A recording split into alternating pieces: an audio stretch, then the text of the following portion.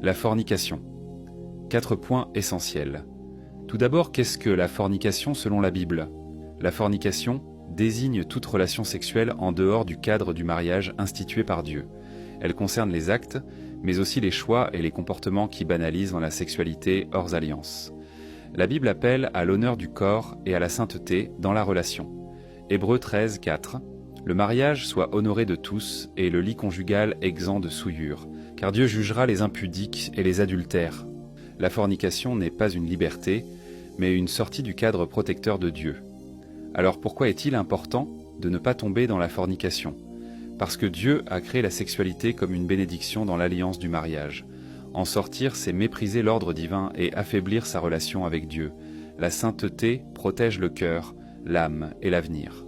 1 Thessaloniciens 4.3 « Car ce que Dieu veut, c'est votre sanctification, c'est que vous vous absteniez de l'impudicité. Dieu ne retire rien de bon, il protège ce qui est précieux. Dans ce cas, quels sont les dangers de la fornication?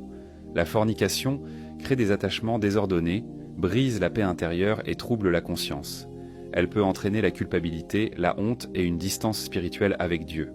À long terme, elle affaiblit la foi et empêche de marcher pleinement dans la volonté de Dieu.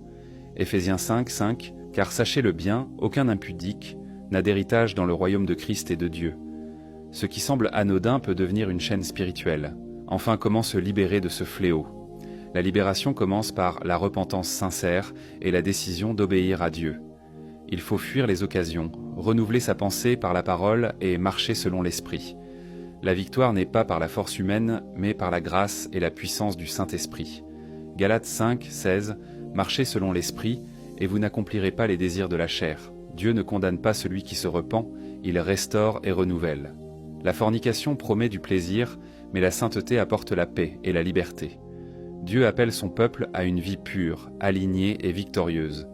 En Christ, la délivrance est possible, et un nouveau départ est toujours offert.